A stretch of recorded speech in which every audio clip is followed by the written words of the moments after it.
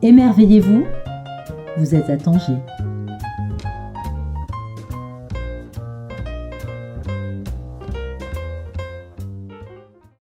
Bonjour à tous et à tous. Aujourd'hui, c'est un épisode un peu spécial de Radio Les Insolites, vu que Stéphanie Gaou n'est pas avec nous, mais ça n'empêche pas qu'on peut continuer notre rendez-vous bimensuel, genre deux fois par mois.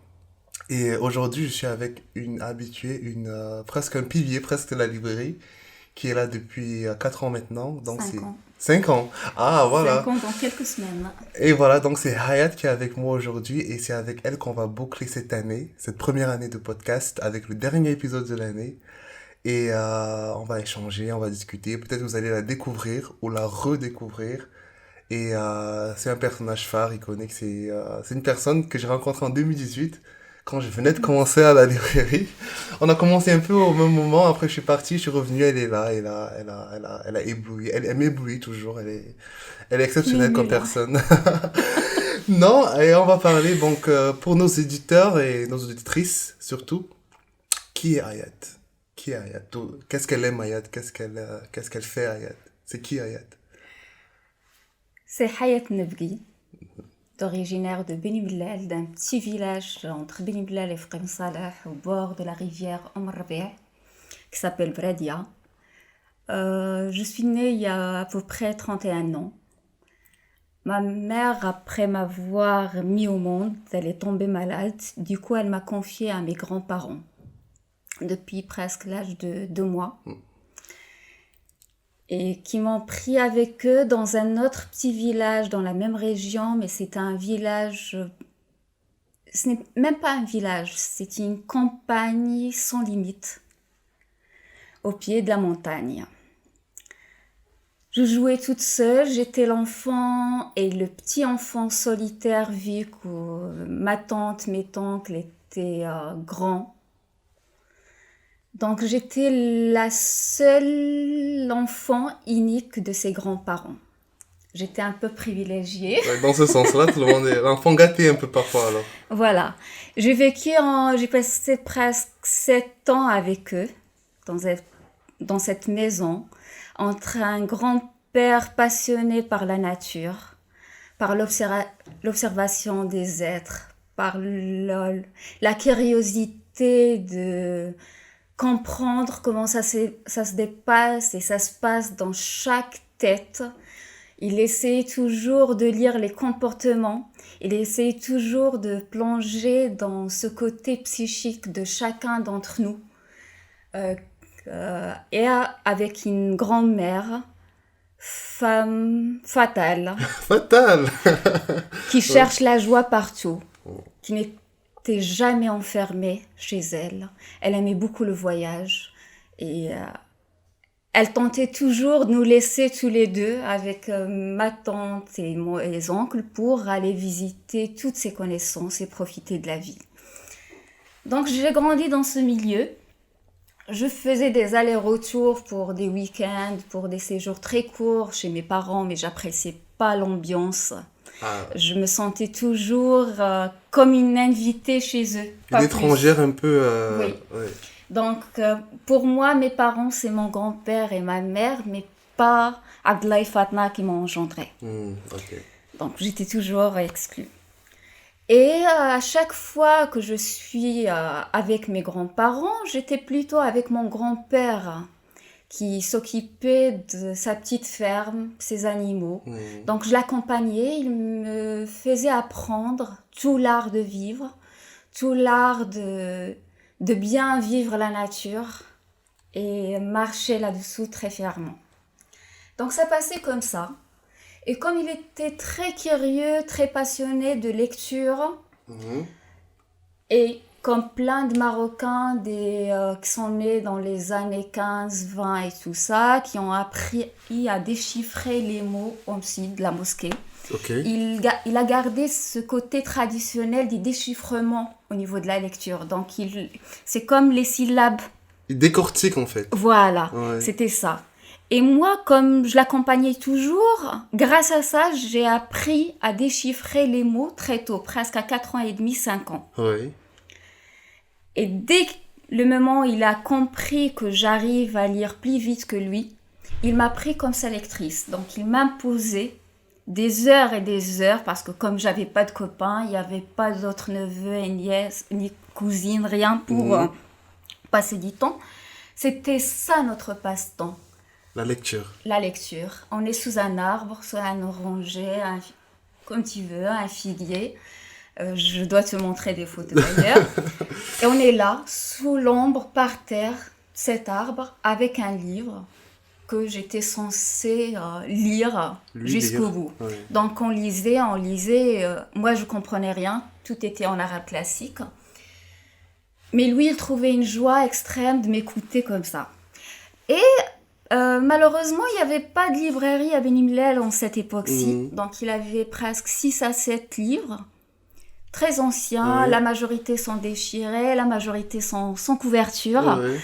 On passait notre temps à lire et relire ces livres. Et comme la mémoire d'un enfant est une mémoire blanche, vide, j'avais des passages aggravés jusqu'à maintenant, que je ne comprenais pas, mais qu'au fur et à mesure, avec le temps, avec la fréquentation de l'école, l'apprentissage de l'arabe classique, parce qu'il m'a passionné d'arabe classique, cette passion que j'ai pour les dictionnaires depuis toujours, elle vient de là. J'ai gardé cet esprit de lecture. Et comment tu arrives aux insolites alors? On est parti sur le livre déjà, voilà, sur un peu être à la marge, et comment ton aventure insolite elle commence? J'ai toujours, grâce à ce parcours et cette vie que j'ai menée avec mon grand-père, j'ai toujours cultivé cette passion envers l'autre, envers la différence. Parce que dans ces livres, il y avait beaucoup de traitements de la différence des êtres humains. Au niveau différences religieuses, différences civiques, raciales, ethniques, tout ce que tu veux. Donc, j'avais l'idée d'abord de partir en Italie, faire un master de l'histoire des religions, civilisations et arts. Sémiologie, c'était à la Sapienza au début. Mais la vie a fait en sorte que je ne parte pas en Italie, mais que je reste au Maroc. Le moment que je me prépare psychiquement, physiquement, culturellement pour partir. Donc, j'étais étudiante à Rabat, j'ai fait une licence en études italiennes, puis un master en littérature générale et critique comparée. Voilà. Et je suis venue à Tanger la première fois en étant grande pour devenir prof d'arabe classique. Mais le hasard est bien fait. Très bien fait, vu qu'on est là très aujourd'hui. Très bien fait, parce qu'au début, je l'ai pris très mal quand les choses n'ont pas marché comme je l'ai bien souhaité au début.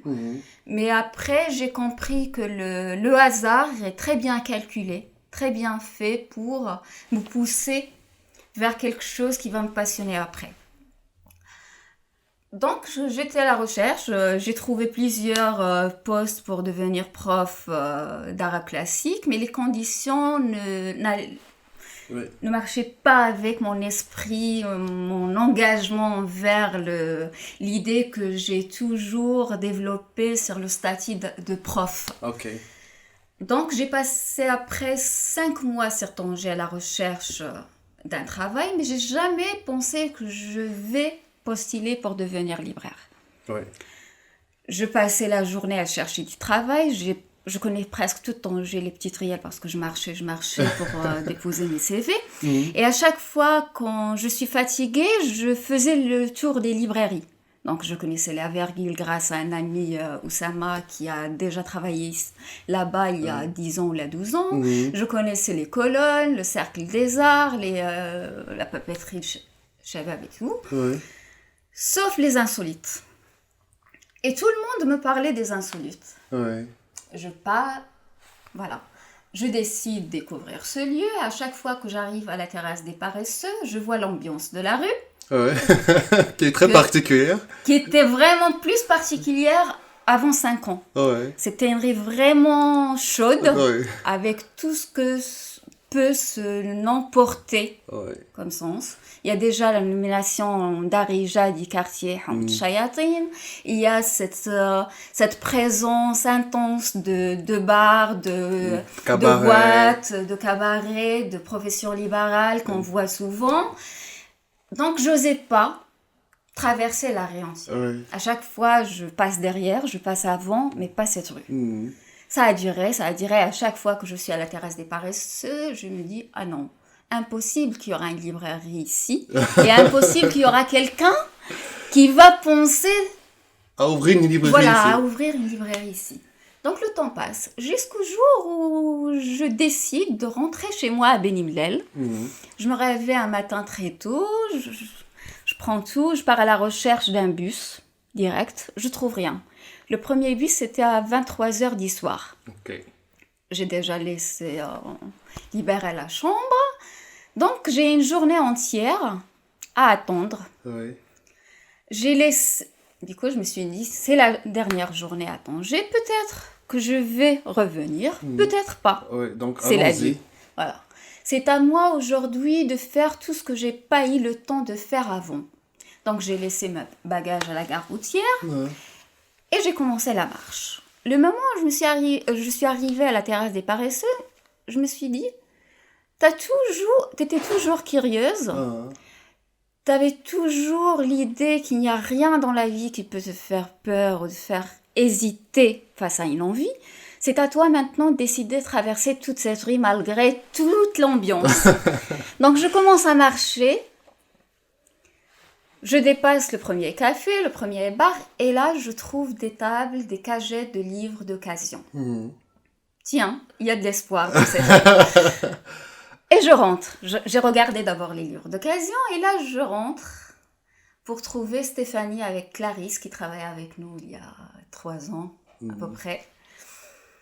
Et au début c'était juste par curiosité littéraire et culturelle, parce que je parlais déjà pas français bien, Mhm. tu te rappelles? Ouais, je me rappelle. Voilà. Et c'était impossible de penser que je vais postuler mon CV là. Ouais. Je regardais, Stéphanie était occupée avec une cliente, ça Ouais. va lui rappeler des choses maintenant en m'écoutant.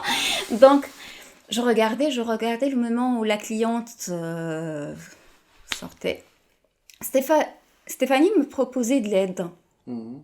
Et là, je sais pas qu'est-ce qu'il m'avait pris pour lui dire, oui, en fait, je m'appelle Hayat et je cherche du travail. Directement. Voilà, j'ai pas pensé. Ouais. Ça c'est sorti tout seul en fait. Voilà, et je suis là Et voilà. jusqu'à aujourd'hui. Et donc jusqu'à aujourd'hui, ça fait un sacré parcours déjà. Il y a beaucoup d'expérience. J'ai vu que toi, tu es incollable sur beaucoup de choses. Merci. Et justement, j'aimerais beaucoup savoir ton opinion sur l'univers du livre. Et vu que c'est une librairie-galerie et éventuellement de l'art au Maroc. Donc, c'est-à-dire que qu'est-ce que tu penses des lecteurs marocains? Oui, Qu'est-ce que tu penses des auteurs marocains? oui. Qu'est-ce que tu penses des livres? Qu'est-ce que tu penses du lectorat? Qu'est-ce que tu penses un peu de tout cet univers? Vu que toi, tu es un peu venu dans l'univers du livre par hasard professionnellement, mais ça a toujours été quelque chose qui t'a parlé avec ton grand-père. Après, avec toute cette expérience que tu as déjà, c'est quoi ton regard sur ça, jusqu'à présent? Sur la situation du livre, de l'écriture, de la lecture, de l'édition au Maroc, il y a beaucoup de plein de choses à dire. Ça commence par l'édition. Mhm. Voilà. On commence, ça fait mal. Voilà. Je vais pas parler des auteurs parce que il y a toujours un grand travail à faire quand on décide un jour d'écrire sur papier.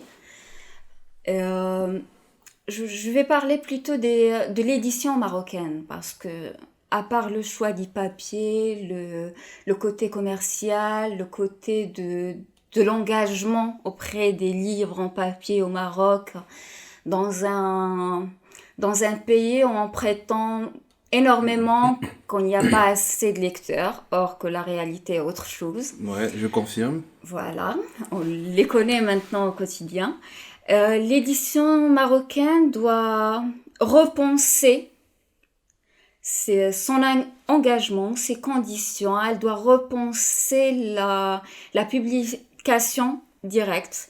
Ils doivent beaucoup travailler sur le côté correction Des de œuvres. chaque manuscrit parce que c'est vrai, au Maroc, il y a beaucoup de livres qui sont auto-édités de la part des auteurs eux-mêmes. Mhm. Mais il y a d'autres qui sont édités par des maisons d'édition et malgré tout ça, parfois on se trouve face à des erreurs, parfois on se trouve face à des longueurs, des répétitions, des livres mal montés, des livres qui arrivent déjà plastifiés mais endommagés. On les Voilà, connaît. c'est la libraire qui est en train de parler. Ça, c'est la libraire qui parle maintenant. Non, je me mets à ma place en tant que libraire et à la place d'un client, d'un lecteur qui vient aimerait. avec cette joie de trouver un livre qu'il a tant entendu et là d'un coup il ouvre un livre et le trouve endommagé ou avec tout ce que je viens de raconter. Ouais. Ça c'est au premier gré. Deuxième, c'est comment on peut... Il y a aussi le côté de l'envie collective, culturelle et littéraire de donner vraiment valeur au livre. Oui. Parce qu'on est face à des gens qui n'apprécient vraiment pas ce métier extraordinaire, on est devenus des lecteurs, des engageurs devant des gens qui prennent ce métier comme la marchandise à l'épicerie. Ah, ouais. Voilà, on est face à des tonnes de livres entassés l'un Les uns sur les l'autre, autres, ouais. sans traiter vraiment le contenu et la valeur d'un livre. On publie pour publier. Ah, ouais. On publie parce Voilà. qu'il faut publier. On fait pas très attention à ce qu'on est en train de publier et ce qu'on est en train d'offrir à ces lecteurs qui Ils sont gourmands. sont gourmands et malheureusement ces lecteurs commencent à perdre espoir dans la publication marocaine. On Ouais. les voit au quotidien, on a des gens qui se disent ah voilà, oui c'est vrai que les livres édités au Maroc c'est beaucoup moins cher par rapport aux livres qui viennent de l'ailleurs, Ouais. mais en comparant deux livres, Qualitativement. voilà, qualitativement on voit vraiment la différence. Ouais. Et donc, en rebondissant sur ça, vu qu'on est en décembre, c'est la fin de l'année, et si on faisait une petite rétrospective de l'année 2022 de Hayat aux Insolites? On a eu des rencontres et on ressort d'une période assez compliquée avec le Covid, confinement, couvre-feu, pas couvre-feu. On peut dire que c'était un peu la première année où il y a eu une sorte de retour au normal, entre guillemets. C'était comment cette année? Qu'est-ce qui t'a marqué, par exemple? Un livre que t'as lu ou je sais pas, n'importe quoi. Non, je vais commencer d'abord par ce retour à cette normalité, entre guillemets. Déjà, le retour de ces clients qui ont enfin compris qu'il faut reprendre vie vraiment, Ouais. qu'il faut vraiment réfléchir leur quotidien, réfléchir leur lecture, réfléchir leur choix Ouais. globalement. Et cette envie collective de ne plus créer des limites. C'est ça qui m'a passionnée cette année. Je le vois, c'est vrai que cette année, par rapport aux autres, il y a beaucoup de manque. Au niveau littéraire, on se trouve coincé avec des thématiques qui dépassent le temps Oui. et le territoire. Mais en même temps, il y a cette joie de revenir à quelque chose. Tout le monde l'appelle revenir à l'essentiel, mais pour moi, c'est plutôt revivre ses choix. Ouais. Ça, c'est une belle phrase, ça. Voilà. Revivre ses choix. Revivre ses choix. Parce qu'au début, on prenait des choix et c'était comme ça. Parce que par nervosité, par ego, par envie, par excitation. Mais là, c'est comme si cette période de Covid nous a poussé à chercher l'au-delà de ce choix. Est-ce qu'il est vraiment valable pour moi et pour les autres? Et là, ça fait une sorte de reflet sur le quotidien de la librairie. Oui. Et là, on le voit. Voilà. Donc, c'était ça, l'année pour toi, c'était une sorte de... comment dire? Une sorte de on remet la valeur sur les choses qu'on avait avant, un peu. C'était ça. C'était ça, et aussi ça se reflète même au niveau des expositions, des rencontres avec les écrivains que Stéphanie lit dans le quotidien pour présenter ici. Et le public est beaucoup plus dynamique. Voilà, C'est ça. parce que ce sont des questions, ce sont des livres qui touchent notre situation actuelle. On est en train de poser le doigt sur les questions emblématiques, essentielles de la vie. Et c'est ça qui est magnifique. Voilà. Et donc pour l'année 2023, je sais pas, moi, c'est une question qui est un peu cliché, mais 2023 aux insolites, pour toi, ce serait quoi idéalement le parfait? De porter toujours ce nom des insolites. Il faut rester insolite jusqu'au bout. On va rester, j'espère. Voilà, et au niveau de l'engagement littéraire, culturel, au niveau du choix, au niveau de la défense du concept de la librairie, il faut, au niveau de cette quête quotidienne qui n'arrête pas, enragée d'être le libraire, le vrai libraire, attendu. Et rêvé par les gens, les lecteurs qui viennent chercher leur bonheur ici. Parce qu'il y a beaucoup de personnes qui viennent et qui se découvrent la lecture, ils se découvrent lecteurs, ils se découvrent amoureux du livre. Oui, ça c'est autre chose, plus grande dans le quotidien d'un libraire, parce qu'en parlant des éditeurs et la marchandise épicière, on peut parler aussi des gens qui tiennent des librairies sans être libraires. Cette idée ce fonctionnement de faire vendre que les best-sellers qui se vendent tout seuls. Parce qu'un libraire, c'est ça que j'ai appris grâce à Stéphanie, que un vrai libraire, c'est celui qui choisit un livre, qui le lit, qui aime ou qui n'aime pas, mais qui arrive à défendre ce livre et qui arrive à le proposer aux autres et qui arrive aussi à trouver le bon lecteur pour chaque livre.